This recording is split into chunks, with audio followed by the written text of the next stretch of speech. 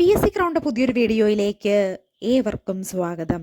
ഇന്നത്തെ ക്ലാസ്സിൽ VFAക്ക് വേണ്ടിയിട്ടുള്ള ക്ലാസ്സാണ് ഇപ്പോൾ എടുക്കാൻ പോകുന്നത്. VFAക്ക് വേണ്ടിയിട്ട് നമ്മൾ തെരഞ്ഞെടുത്ത് VFAയുടെ സിലബസുമായി ബന്ധപ്പെട്ടുള്ള മുൻവർഷ ചോദ്യങ്ങളും അനുബന്ധ വസ്തുതകളുമാണ് ഇന്നത്തെ ക്ലാസ്സിൽ പഠിക്കാൻ പോകുന്നത്. അപ്പോൾ ആദ്യമായിട്ട് ചാനൽ കാണുന്ന കൂട്ടുകാരുണ്ടെങ്കിൽ സബ്സ്ക്രൈബ് ചെയ്ത് സപ്പോർട്ട് ചെയ്യാൻ മറക്കരുത്.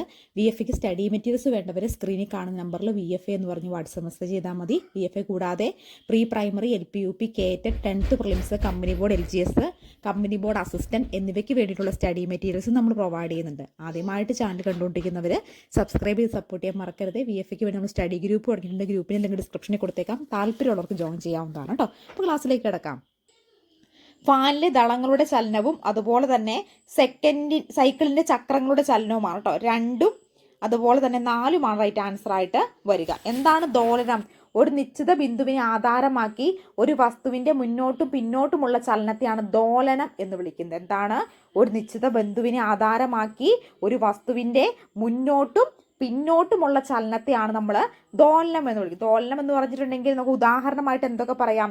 പെൻഡുലം ക്ലോക്കിൽ പെൻഡുലത്തിൻ്റെ ചലനം, പെൻഡുലത്തിൻ്റെ ചലനം, ഊഞ്ഞാല്, സിമ്പിൾ പെൻഡുലം, ഊഞ്ഞാലും സിമ്പിൾ പെൻഡുലം എല്ലാം എന്തിന് ഉദാഹരണമാണ്?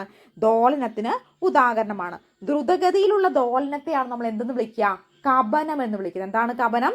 ദ്രുതഗതിയിലുള്ള ദോലനത്തെയാണ് കപനം എന്ന് വിളിക്കുന്നത്. കപന ചലനങ്ങളെല്ലാം എങ്ങനെയാണ്? ദോലനങ്ങളായിക്കോട്ടെ. കപന ചലനങ്ങളെല്ലാം ദോലനങ്ങളായിരിക്കുമെന്ന് ഓർത്തിരുന്നോളുക. അപ്പോൾ നിശ്ചിത ബിന്ദുവിൽ ആധാരമാക്കി ഒരു വസ്തുവിൻ്റെ മുന്നോട്ടും പിന്നോട്ടുമുള്ള ചലനത്തെയാണ് ദോലനം എന്ന് വിളിക്കുന്നത്. പെൻഡുലം ക്ലോക്കിലെ പെൻഡുലത്തിൻ്റെ ചലനവും ഊഞ്ഞാലും സിമ്പിൾ പെൻഡുലം എല്ലാം ദോലനത്തിന് ഉദാഹരണമാണ്. ദ്രുതഗതിയിലുള്ള ദോലനമാണ് കപനം. കപന ചലനങ്ങളെല്ലാം എന്താണ്? ദോലനങ്ങളാണെന്ന് ഓർത്തിരുന്നോളുക. ഓക്കെ. അടുത്ത് ഹൈഡ്രജൻ എന്ന മൂലകം കണ്ടെത്തിയ ശാസ്ത്രജ്ഞൻ ആരാണ്? ഹെൻറി കാവൻഡിഷ് ആണ് കേട്ടോ. ആരാണ്? ഹെൻറി കാവൻഡിഷ് ആണ് ഹൈഡ്രജൻ എന്ന മൂലകം കണ്ടെത്തിയ ശാസ്ത്രജ്ഞനായിട്ട് വരുന്നത്. ഹൈഡ്രജന്റെ ഗുണങ്ങൾ എന്തൊക്കെയാണ്? ഹൈഡ്രജൻ വാതകത്തിന് നിറമോ മണമോ രുചിയോ ഇല്ല. ഹൈഡ്രജൻ വാതകത്തിന് നിറമോ മണമോ രുചിയോ ഇല്ല. പ്രപഞ്ചത്തിലെ ഏറ്റവും ഭാരം കുറഞ്ഞ മൂലകമാണിത്. പ്രപഞ്ചത്തിലെ ഏറ്റവും ഭാരം കുറഞ്ഞ മൂലകമാണ് ഇത്. വായുവിനേക്കാൾ സാന്ദ്രത കുറഞ്ഞതാണ്. ഹൈഡ്രജൻ എങ്ങനെയാണ്? ജലത്തിൽ ലയിക്കുന്നില്ല. കലോറിക മൂല്യം ഉയർന്ന മൂലകമാണ്. അപ്പോൾ ഹൈഡ്രജൻ വാതകത്തിന് നിറമോ മണമോ രുചിയോ ഇല്ല. പ്രപഞ്ചത്തിലെ ഏറ്റവും ഭാരം കുറഞ്ഞ മൂലകമാണ് ഇത് വായുവിനേക്കാൾ സാന്ദ്രത കുറഞ്ഞതാണ്. ഹൈഡ്രജൻ ജലത്തിൽ ലയിക്കുന്നില്ല. കാലോറിക മൂല്യം എങ്ങനെയായിരിക്കും? ഉയർന്ന മൂലകമായിരിക്കുമെന്ന് ഓർത്തോളുക. ഇത്രയും ഹൈഡ്രജന്റെ ഭൗതിക ഗുണങ്ങളാണ്. ഇനി ഹൈഡ്രജന്റെ രാസഗുണങ്ങൾ എന്തൊക്കെയാണ്? ഹൈഡ്രജൻ വളരെ വേഗത്തിൽ കത്തുന്ന വാതകമാണ്. ഹൈഡ്രജൻ എങ്ങനെയാണ്? വളരെ വേഗത്തിൽ കത്തുന്ന വാതകമാണ്. വിസ്ഫോടന സാധ്യത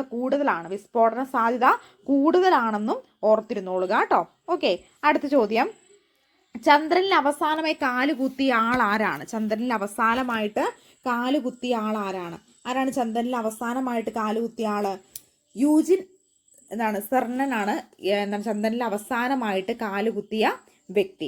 ബഹിരാകാശത്ത് നടന്ന രണ്ടാമത്തെ അമേരിക്കക്കാരൻ കൂടിയാണ് കേട്ടോ ഇദ്ദേഹം. ബഹിരാകാശത്ത് നടന്ന രണ്ടാമത്തെ അമേരിക്കക്കാരൻ കൂടിയാണ് ഇദ്ദേഹം എന്ന് ഓർത്തിരുന്നോളുക. അപ്പോളോ ചാന്ദ്ര ദൗത്യത്തിന്റെ അവസാനത്തെ ദൗത്യമായ അപ്പോളോ 17 കമാൻഡറായി പ്രവർത്തിച്ചിട്ടുണ്ട്. അദ്ദേഹം എന്ത് ചെയ്തിട്ടുണ്ട്? അപ്പോളോ ചാന്ദ്ര ദൗത്യത്തിന്റെ അവസാനത്തെ ദൗത്യമായിട്ടുള്ള അപ്പോളോ 17 കമാൻഡറായിട്ട് പ്രവർത്തിച്ചിട്ടുണ്ട്. അപ്പൊ അങ്ങനെയാണ് ചന്ദ്രനിൽ ആദ്യമേ കാലുകുത്തിയത് ആരാണ്? നീൽ ആംസ്ട്രോങ് ആണ് ചന്ദ്രനിൽ ആദ്യമായിട്ട് കാലുകുത്തിയതെന്നും ഓർത്തിരിക്കുക. ലോക ജലദിനം എന്നാണ് ലോക ജലദിനമായിട്ട് വരുന്നത്? മാർച്ച് 22 ലോക ജലദിനം. പ്രധാനപ്പെട്ട ദിനങ്ങൾ ഓർത്തിരിക്കണം കേട്ടോ. എല്ലാ ദിനങ്ങളും പഠിച്ചു വെക്കാൻ പറ്റിയില്ലെങ്കിലും സാധാരണ രീതിയിൽ PSC ചോദിക്കുന്ന കുറച്ച് ദിനങ്ങളുണ്ട്, അത് ഓർത്തിരുന്നോളണം. ഫെബ്രുവരി 2 തണ്ണീർത്തട ദിനം. ദെൻ മാർച്ച് 3 വന്യജീവി ദിനം. മാർച്ച് 22 ജലദിനം. മാർച്ച് 23 കാലാവസ്ഥ ദിനം. ഏപ്രിൽ 22 ഭൗമദിനം. ഏപ്രിൽ 25 മലേറിയ ദിനം. അപ്പോൾ ഓർക്കുക, ഫെബ്രുവരി 2 തണ്ണീർത്തട ദിനം, മാർച്ച് 3 വന്യജീവി ദിനം, മാർച്ച് 22 ജലദിനം, മാർച്ച് 23 കാലാവസ്ഥ ദിനം, ദെൻ ഏപ്രിൽ 22 ഭൗമദിനം, ഏപ്രിൽ 25 മലേറിയ ദിനം, ദെൻ മെയ് 22 ജൈവ വൈവിധ്യ ദിനം. ജൂൺ 5 പരിസ്ഥിതി ദിനം. ദെൻ സെപ്റ്റംബർ 16 ഓസോൺ ദിനം. സെപ്റ്റംബർ 16 ഓസോൺ ദിനം. ഡിസംബർ 1 എയ്ഡ്സ് ദിനം. ഡിസംബർ 5 മണ്ണ് ദിനം കേട്ടോ. അപ്പൊ ഓർക്കുക, മെയ് 22 ജൈവ വൈവിധ്യ ദിനം. ജൂൺ 5 പരിസ്ഥിതി ദിനം. ജൂൺ 7 ഭക്ഷ്യസുരക്ഷാ ദിനം. അതുപോലെ തന്നെ സെപ്റ്റംബർ 16 ഓസോൺ ദിനം. ദെൻ ഡിസംബർ 5 മണ്ണ് ദിനം. അതൊന്ന് കൃത്യമായിട്ട് ഇത്രയും ഓർത്തിരിക്കുക. ഓക്കെ. ജലദോഷം ഉണ്ടാക്കുന്ന രോഗകാരി ഏതാണ്? വൈറസ് ആണ് ജലദോഷം ഉണ്ടാക്കുന്ന രോഗകാരി. അപ്പൊ പ്രധാനപ്പെട്ടിട്ടുള്ള രോഗകാരികൾ നമുക്ക് നോക്കാം. ബാക്ടീരിയ രോഗങ്ങൾ ഏതൊക്കെയാണ്? കോളറ, ക്ഷയം, കുഷ്ഠം, ടൈറ്റ്നസ്, ഡിഫ്തീരിയ, ടൈഫോയിഡ്, വില്ലൻ ചുമ, പ്ലേഗ്, എലിപ്പനി, ആന്ത്രാക്സ്, തൊണ്ടകാറൽ, ഭക്ഷ്യവിഷബാധ. ഇത്രയുമാണ് എന്ത്? ബാക്ടീരിയ രോഗങ്ങൾ. ഏതൊക്കെയാണ്? കോളറ, ക്ഷയം, കുഷ്ഠം, ടൈറ്റ്നസ്, ഡിഫ്തീരിയ, ടൈഫോയിഡ്, വില്ലൻ ചുമ, പ്ലേഗ്, എലിപ്പനി, ആന്ത്രാക്സ്, തൊണ്ടകാറൽ, ഭക്ഷ്യവിഷബാധയൊക്കെ എന്താണ്? ബാക്ടീരിയൽ രോഗങ്ങളാണ്. ഇനി വൈറസ് അപ്പൊ ബാക്ടീരിയ രോഗങ്ങൾ നമ്മൾ നോക്കിക്കഴിഞ്ഞു. ഇനി വൈറസ് രോഗങ്ങൾ ഏതൊക്കെയാണെന്ന് നോക്കാം. എയ്ഡ്സ്, ചിക്കൻ ബോക്സ്, ജലദോഷം, മീസിൽസ്, ചിക്കൻ ഗുനിയ, പേവിഷബാധ, അരിമ്പാറ, ഡെങ്കിപ്പനി, സാഡ്സ്, പന്നിപ്പനി, പക്ഷിപ്പനി, മുണ്ടിനീര്, എബോള, നിപ്പ, കുരങ്ങുപനി, വസൂരി, പകർച്ചപ്പനി, COVID-19 എന്നിവയൊക്കെ എന്താണ്? വൈറസ് രോഗങ്ങളാണ്. ഏതൊക്കെയാണ്? എയ്ഡ്സ്, ചിക്കൻ ബോക്സ്, ജലദോഷം, മീസിൽസ്, ചിക്കൻ ഗുനിയ, പേവിഷബാധ, അരിമ്പാറ, ഡെങ്കിപ്പനി, സാഡ്സ്, പന്നിപ്പനി, പക്ഷിപ്പനി, മുണ്ടിനീര്, എബോള, നിപ്പ, കുരങ്ങുപനി, വസൂരി, പകർച്ചപ്പനി, COVID-19 ഒക്കെ എന്താണ്? ഇതെല്ലാം വൈറസ് രോഗങ്ങളാണ് കേട്ടോ. ഇനി ഫംഗസ് രോഗങ്ങൾ എന്ന് പറയുന്ന അദലർസ് ഫുട്ടും റിംഗ്വേമും എന്താണ്? ഫംഗസ് രോഗങ്ങളിൽ വരുന്നവയാണ്. ഓക്കെ. അടുത്ത ചോദ്യം, ഏതുവിനം കൊതുകുകളാണ് ഡെങ്കിപ്പനി രോഗം പരത്തുന്നത്? എന്നാണ് ചോദിച്ചേക്കുന്നത്. ഏതാണ്? ഏഡീസ് ആണ് ഡെങ്കിപ്പനി രോഗം പരത്തുന്ന കൊതുകുകൾ. അപ്പോൾ ഡെങ്കിപ്പനി പരത്തുന്ന പ്രധാനപ്പെട്ട കൊതുകുകൾ എന്തൊക്കെയാണ്? ഈഡിസ് അൽബോപിക്സ് എന്നിവയാണ് ഡെങ്കിപ്പനി പരത്തുന്ന കൊതുകുകൾ. ഈഡിസ് ഈജിപ്റ്റിയും അതുപോലെ ഈഡിസ് അൽബോപിക്സുമാണ് ഡെങ്കിപ്പനി പരത്തുന്ന രോഗം. കൊതുക് പരത്തുന്ന രോഗങ്ങളിൽ വ്യാപകവും ഗുരുതരവുമായിട്ടുള്ള രോഗമാണ് ഏത്? ഡെങ്കിപ്പനി എന്ന് ഓർത്തിരുന്നോളുക കേട്ടോ. ഓക്കെ. അടുത്ത ചോദ്യം, എയ്ഡ്സ് രോഗത്തിന് കാരണമാകുന്ന വൈറസ് ഏതാണ്? എയ്ഡ്സ് രോഗത്തിന് കാരണമാകുന്ന വൈറസ് ആയിട്ട് വരുന്നത്? HIV ആണ് അല്ലെ? HIV ആണ് എയ്ഡ്സ് രോഗത്തിന് കാരണമാകുന്ന വൈറസ്. അപ്പോൾ കോശമില്ല ജനിതക വസ്തുവും പ്രോട്ടീൻ കവചവും മാത്രമാണ് HIV വൈറസിനുള്ളത്. ജീവനുള്ള കോശത്തിനുള്ളിൽ ജീവിക്കാൻ കഴിയുകയുള്ളൂ. ജീവനുള്ള കോശത്തിൽ മാത്രമേ HIV വൈറസിന് ജീവിക്കാനായിട്ട് കഴിയുകയുള്ളൂ. കോശത്തിന് വെളിയിൽ HIV വൈറസ് എങ്ങനെയായിരിക്കും? നിർജീവമായിരിക്കും. ആദ്യത്തെ കോശത്തിലെ വിഭവങ്ങൾ ഉപയോഗിച്ച് പെരുകുന്നു. ഇതിപ്പോൾ ആദ്യത്തെ കോശത്തിൽ കടന്നു കഴിഞ്ഞാൽ ഇവിടുത്തെ വിഭവങ്ങൾ ഉപയോഗിച്ചിട്ട് എന്ത് ചെയ്യുന്നു? ഇവ പെരുകുന്നു. ഇവ കോശത്തെ നശിപ്പിച്ച് പുതിയ കോശങ്ങളിലേക്ക്, ഒരു കോശത്തിൽ പ്രവേശിച്ചു കഴിഞ്ഞാൽ കോശത്തെ നശിപ്പിച്ച് പുതിയ കോശങ്ങളിലേക്ക് പ്രവേശിക്കുന്നു. അപ്പോൾ കോശമില്ല ജനിതക വസ്തുവും പ്രോട്ടീൻ കവചവും മാത്രമായിരിക്കും ഉണ്ടാവുക. ജീവനുള്ള കോശത്തിൽ ജീവിക്കാൻ കഴിയുകയുള്ളൂ. കോശത്തിന് വെളിയിൽ ഇവയ്ക്ക് ജീവിക്കാൻ കഴിയില്ല. ഒരു കോശത്തിൽ ഇവ കയറി കഴിഞ്ഞാൽ കോശത്തെ നശിപ്പിച്ച് അടുത്ത കോശത്തിലേക്ക് ഇത് പകരുകയാണ് ചെയ്യുക. ഓക്കെ. അടുത്ത ചോദ്യം, നമ്മുടെ ശരീരത്തിൽ അഭിലാഷണീയമായ രക്തസമ്മർദ്ദ നിരക്ക് എത്രയാണ് രക്തസമ്മർദ്ദ നിരക്ക് വരുന്നത്? 120 മുതൽ 80 വരെയാണ് കേട്ടോ. അപ്പോൾ 120 മുതൽ 80 വരെയാണ് നമ്മൾ പറഞ്ഞു. മനുഷ്യന്റെ സിസ്റ്റോളിക് പ്രഷർ എന്ന് പറയുന്നത് 120 ആണ്. സിസ്റ്റോളിക് പ്രഷർ 120ഉം ഡയസ്റ്റോളിക് പ്രഷർ 80ഉം ആയിരിക്കണം കേട്ടോ. അപ്പോൾ മനുഷ്യന്റെ സിസ്റ്റോളിക് പ്രഷർ നോർമൽ റേഞ്ച് 120ഉം ഡയസ്റ്റോളിക് പ്രഷർ 80ഉം ആയിരിക്കണമെന്ന് ഓർത്തിരുന്നോളുക. സാധാരണ രീതിയിൽ രക്തസമ്മർദ്ദം 120, 80 എന്നൊരു റേഷ്യോയിലായിരിക്കും എപ്പോഴും ഉണ്ടായിരിക്കുക. അതൊന്ന് ഓർത്തിരിക്കുക. ഓക്കെ. അടുത്ത ചോദ്യം, മനുഷ്യനിലെ അസ്ഥി വ്യവസ്ഥയിൽ എത്ര അസ്ഥികൾ കാണപ്പെടുന്നു? മനുഷ്യനിലെ അസ്ഥി വ്യവസ്ഥയിൽ എത്ര അസ്ഥികളാണ് കാണപ്പെടുന്നത്? എത്ര അസ്ഥികളാണ് കാണപ്പെടുക? 206 അസ്ഥികളാണ് കാണപ്പെടുക. എത്രയാണ്? 206 അസ്ഥികളാണ് കാണപ്പെടുക. കുട്ടികളിലും മുതിർന്നവരിലും അസ്ഥികളുടെ എണ്ണം എപ്പോഴും എങ്ങനെയായിരിക്കും? ഒരുപോലെ ആയിരിക്കുമോ? ഒരുപോലെ ആയിരിക്കില്ല.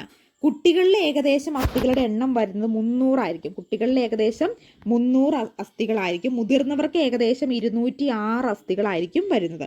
വളരുമ്പോൾ കുട്ടികളുടെ അസ്ഥികളിൽ പലതും കൂടിച്ചേർന്നാണ് ഇത് സംഭവിക്കുന്നത്. അപ്പോൾ കുട്ടികളിൽ ഇത് എത്രയാണ് 300 അസ്ഥികളായിരിക്കും.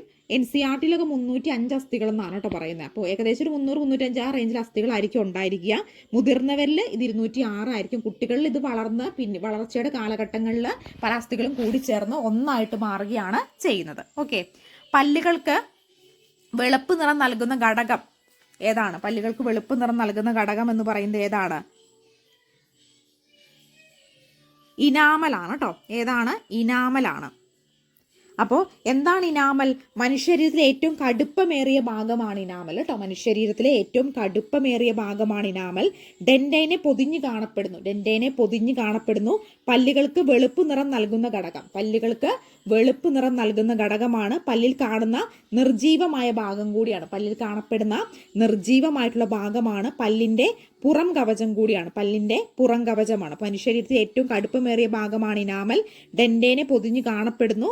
പല്ലുകൾക്ക് വെളുപ്പ് നിറം നൽകുന്ന ഘടകമാണ്. പല്ലിൽ കാണുന്ന നിർജീവമായിട്ടുള്ള ഭാഗമാണ്. പല്ലിന്റെ പുറം കവചം കൂടിയാണ് ഏത്?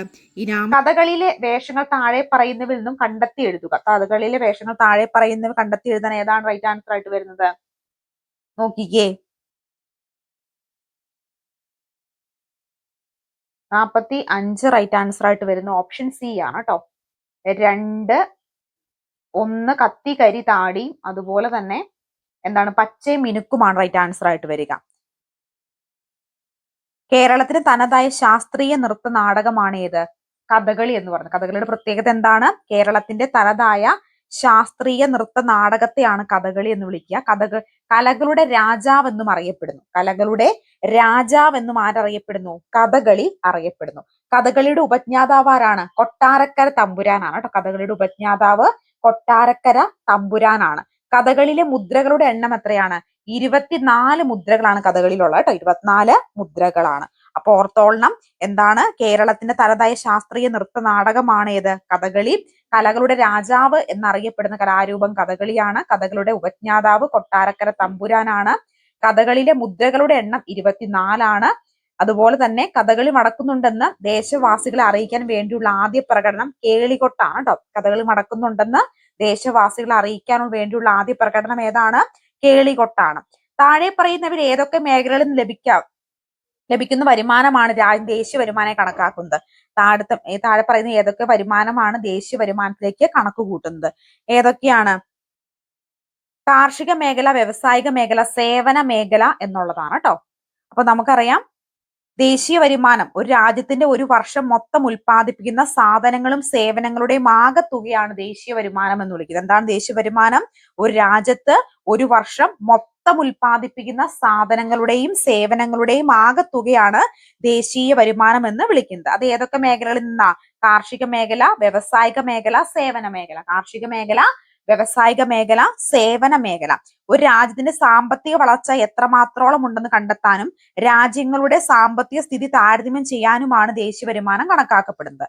അപ്പൊ ഓർത്തോളണം, രാജ്യത്തിന്റെ സാമ്പത്തിക വളർച്ച എത്രത്തോളം കണ്ടെത്താനും അതുപോലെ രാജ്യങ്ങളുടെ സാമ്പത്തിക സ്ഥിതി താരതമ്യം ചെയ്യുന്നതിനൊക്കെ പ്രക്രിയയാണ് ഏത്? ദേശീയ വരുമാനം എന്ന് വിളിക്കുന്നതെന്ന് ഓർത്തിരുന്നോളണം കേട്ടോ. ഓക്കെ, അടുത്ത ചോദ്യം. കളിക്കാരുടെ എണ്ണം 11 നിശ്ചയിച്ചിട്ടുള്ളത് താഴെ പറയുന്ന ഏതൊക്കെ കളികളിലാണ്? കളിക്കാരുടെ എണ്ണം 11 നിശ്ചയിച്ചിട്ടുള്ളത് താഴെ പറയുന്നതിൽ ഏതൊക്കെ കളികളിലാണെന്ന് ചോദിച്ചേക്കുന്നത്. ഏതൊക്കെ കളികളിലാണ് ഇങ്ങനെ നിശ്ചയിക്കപ്പെട്ടിട്ടുള്ളത്? ഒന്ന് ക്രിക്കറ്റും ഹോക്കിയുമാണ്. മറ്റൊന്ന് ഫുട്ബോൾ ആണ് കേട്ടോ. 1ഉം 3ഉമാണ് റൈറ്റ് ആൻസർ ആയിട്ട് വരിക. പ്രധാനപ്പെട്ട കായിക ഇനങ്ങളുടെ കളിക്കാരുടെ എണ്ണം നമുക്കൊന്ന് പഠിച്ചിരിക്കണം. ഇത് ഇപ്പോഴും PSC ചോദിക്കുന്ന ഒരു ചോദ്യമാണ് കേട്ടോ. ക്രിക്കറ്റിൽ എത്ര പേരാണ്? ക്രിക്കറ്റ്, ഹോക്കി അതുപോലെ ഫുട്ബോളിൽ എത്ര പേരാണ്? 11 പേരാണ്. ബേസ്ബോളിലാണെങ്കിലോ? ബേസ്ബോളില് 9 പേരായിരിക്കും. ഇനി കബഡിയിലാണെങ്കിൽ അത് 7 പേരാണ്. പോളോ ആണെങ്കിൽ 4 പേരാണ്. വോളിബോൾ ആണെങ്കിൽ എത്ര പേരാ? 6 പേരാണ്. ഇനി ബാസ്കറ്റ് ബോൾ ആണെങ്കിൽ 5 പേരാണ്. ബാസ്കറ്റ് ബോള് 5 പേരാണ്. അതുപോലെ തന്നെ കിക്ക് ബോൾ ആണെങ്കിൽ 10 പേരാണ് കേട്ടോ. ഓർത്തിൽ നിന്നോളം ക്രിക്കറ്റ്, ഫുട്ബോൾ, ഹോക്കി 11 പേര് വെച്ചിട്ടായിരിക്കും. ബേസ്ബോൾ 9 പേരാണ്. കബഡി 7 പേരാ വെച്ചിട്ടായിരിക്കും. പോളോ 4 പേരാണ്. ഇനി വോളിബോൾ ആണെങ്കിൽ 6 പേരാണ്. ഇനി ബാസ്കറ്റ് ബോൾ ആണെങ്കിൽ 5 പേരാണെന്ന് ഓർത്തോളണം കേട്ടോ. ഓക്കെ, അടുത്ത ചോദ്യം. താഴെ പറയുന്നവയിൽ മഹാകവി വള്ളത്തോൾ നാരായണ മേനോന്റെ കൃതി ഉൾപ്പെടാത്തത് ഏത്? താഴെ പറയുന്നവയിൽ വള്ളത്തോൾ നാരായണ മേനോന്റെ കൃതി ഉൾപ്പെടാത്തത് ഏതാണ്? ഏതാണ്? രാത്രി മഴയാണ് കേട്ടോ. ഏതാണ്? രാത്രി മഴയാണ്. അപ്പൊ കേരള വാൽമീകി എന്നറിയപ്പെടുന്ന വ്യക്തിയാണ് ആര്? മഹാകവി വള്ളത്തോൾ നാരായണ മേനോൻ കേരള വാൽമീകി എന്ന പേരിലാണ് അറിയപ്പെടുന്നത്. കേരള കലാമണ്ഡലം സ്ഥാപിച്ച മഹാകവി, കേരള കലാമണ്ഡലം വള്ളത്തോൾ നാരായണ മേനോൻ സ്ഥാപിച്ചതാണ് ഏത്? കേരള കലാമണ്ഡലം എന്ന് പറയുന്നത് കേട്ടോ. അതൊന്ന് ഓർത്തിരുന്നോളാം. അപ്പൊ എന്താണ്? കേരള വാൽമീകി എന്നാണ് അദ്ദേഹം അറിയപ്പെടുന്നത്. അദ്ദേഹം കേരള കലാമണ്ഡലം സ്ഥാപിച്ചിട്ടുള്ള കവിയാണെന്നും ഓർത്തിരുന്നോളുക.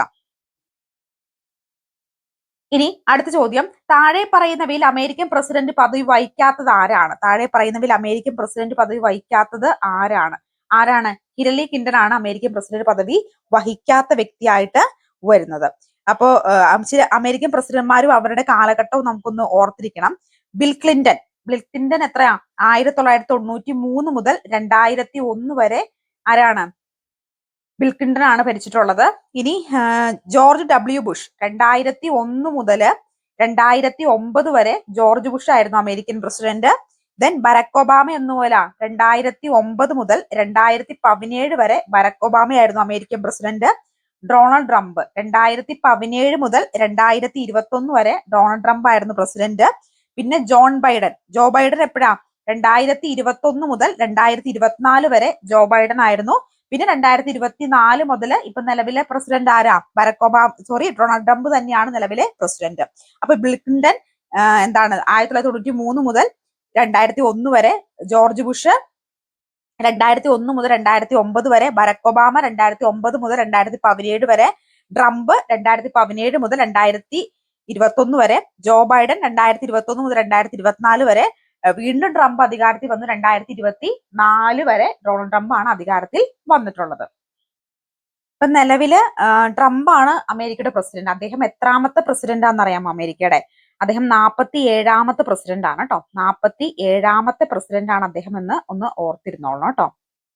ഓക്കെ, അപ്പൊ അമേരിക്കയുടെ ഇപ്പോഴത്തെ പ്രസിഡന്റ് നമ്മുടെ ട്രംപ് ആണ്. അദ്ദേഹം എത്രാമത്തെ പ്രസിഡന്റ് ആണെന്നറിയാമോ അമേരിക്കയുടെ? അമേരിക്കയുടെ 47ാമത്തെ പ്രസിഡന്റ് ആണ് ട്രംപ്. അടുത്ത ചോദ്യം, ഇന്ത്യയിലെ പുതിയ പാർലമെന്റ് മന്ദിരത്തിന്റെ ഉദ്ഘാടനത്തിന്റെ ഭാഗമായി പുറത്തിറങ്ങിയ പ്രത്യേക സ്മാരക നാണയത്തിന്റെ മൂല്യം എത്രയാണ്? ഇന്ത്യയിലെ പുതിയ പാർലമെന്റ് മന്ദിരത്തിന്റെ ഉദ്ഘാടനത്തിന്റെ ഭാഗമായി പുറത്തിറക്കിയ പ്രത്യേക സ്മാരക നാണയത്തിന്റെ മൂല്യം എത്രയാണ് എന്ന് ചോദിച്ചേക്കുന്നത്. എത്രയാണ്? 75 രൂപയാണ് കേട്ടോ. എത്രയാണ്? 75 രൂപയാണ്. ഇന്ത്യയിൽ പുറത്തിറക്കിയ ഏറ്റവും മൂല്യമുള്ള നാണയം 1000 രൂപ നാണയമാണ്. ഇത് ബൃഹത്തീശ്വര ക്ഷേത്രം പണി കഴിപ്പിച്ച് 1000 വർഷം പൂർത്തിയാക്കി പ്രമാണിച്ചിട്ടാണ് ഈ ഒരു നാണയം പുറത്തിറങ്ങുന്നത്. 2023 ഏപ്രിൽ മൻ കി ബാത് പരിപാടിയുടെ 100ാമത് എപ്പിസോഡിനനുബന്ധിച്ചിട്ടാണ് 100 രൂപ നാണയം പുറത്തിറങ്ങുന്നത്. പുതിയ പാർലമെന്റ് മന്ദിരത്തിന്റെ സ്മരണാർത്ഥമാണ് 75 രൂപ നാണയം പുറത്തിറങ്ങുന്നത് കേട്ടോ. അപ്പൊ ഓർത്തോളണം, ഇന്ത്യയുടെ പുറത്തിറക്കിയ ഏറ്റവും മൂല്യമുള്ള നാണയം 1000 രൂപ നാണയമാണ്. ഇത് പുറത്തിറക്കിയത് എന്തിനാണ്? ബൃഹത്തീശ്വര ക്ഷേത്രം പണി കഴിപ്പിച്ച് 1000 വർഷം പൂർത്തിയാക്കുന്നത് പ്രമാണിച്ചിട്ടാണ് 1000 രൂപയുടെ നാണയം ഇന്ത്യ പുറത്തിറക്കിയിട്ടുള്ളത്. ഇതാണ് ഏറ്റവും മൂല്യമുള്ള നാണയം ഇന്ത്യ അച്ചടിച്ച് വന്നിട്ടുള്ള ഏറ്റവും മൂല്യമുള്ള നാണയം. 2023 100 രൂപ നാണയം പുറത്തിറക്കിയിട്ടുണ്ട്. പുതിയ പാർലമെന്റ് മന്ദിരത്തിന് സ്മരണാർത്ഥം പുറത്തിറക്കിയ പ്രത്യേക നാണയം എത്ര രൂപയായിരുന്നു ചോദിച്ചാൽ എത്രയാണ്? 75 രൂപയായിരുന്നു എന്ന് ഓർത്തോളുക കേട്ടോ. ഓക്കെ, അടുത്ത ചോദ്യം, ഇന്ത്യയുടെ പഴയ പാർലമെന്റ് മന്ദിരം ഇനി ഏത് പേരിൽ അറിയപ്പെടുന്നു? ഇന്ത്യയുടെ പഴയ പാർലമെന്റ് മന്ദിരം ഇനി ഏത് പേരിലാണ് അറിയപ്പെടുന്നത്? സംവിധാൻ സദൻ എന്ന പേരിലാണ് കേട്ടോ. സംവിധാൻ സദൻ എന്ന പേരിലാണ് അറിയപ്പെടുക. ഇന്ത്യയുടെ പുതിയ പാർലമെന്റ് മന്ദിരത്തിന് തറക്കല്ലിട്ടത് ആരാ? നരേന്ദ്രമോദി ആയിരുന്നു കേട്ടോ. ഇന്ത്യയുടെ പുതിയ പാർലമെന്റ് മന്ദിരം തറക്കല്ലിട്ട് നരേന്ദ്രമോദി ആയിരുന്നു. 2020 തറക്കല്ലിടുന്നത്. ഉദ്ഘാടനം ചെയ്തും നരേന്ദ്രമോദി തന്നെയാണ്. 2023 നരേന്ദ്രമോദി പുതിയ പാർലമെന്റ് മന്ദിരം ഉദ്ഘാടനം ചെയ്യുന്നത്. അപ്പൊ തറക്കല്ലിട്ടതും അത് ഉദ്ഘാടനം ചെയ്തതും ആര് തന്നെയാണ്? നമ്മുടെ നരേന്ദ്രമോദി ആണെന്ന് ഓർത്തിരുന്നോളണം. ഇത് ലോകസഭയുടെ തീം. അപ്പൊ ഇതിനകത്ത് പുതിയ പാർലമെന്റ് മന്ദിരം രൂപകൽപ്പന ചെയ്ത് ബിമൽ പാട്ടേൽ ആണ് കേട്ടോ. പുതിയ പാർലമെന്റ് മന്ദിരം രൂപകൽപ്പന ചെയ്ത ആരാണ്? ബിമൽ പാട്ടേൽ ആണെന്ന് ഓർത്തോളണം. ലോകസഭയുടെ തീം ഇതിനകത്ത് മയിലും രാജ്യസഭയുടെ തീം താമരയുമായിരുന്നു കേട്ടോ. ലോകസഭയുടെ തീം ഇതിനകത്ത് മയിലും രാജ്യസഭയുടെ തീം എന്തായിരുന്നു? താമരയുമായിരുന്നു. പുതിയ മന്ദിരത്തിൽ ആദ്യ സമ്മേളനം നടന്നത് 2023 സെപ്റ്റംബർ 19 കേട്ടോ. പുതിയ മന്ദിരത്തിൽ ആദ്യ സമ്മേളനം നടന്നത് 2023 സെപ്റ്റംബർ 19 ആണെന്ന് ഓർത്തിരുന്നോളുക.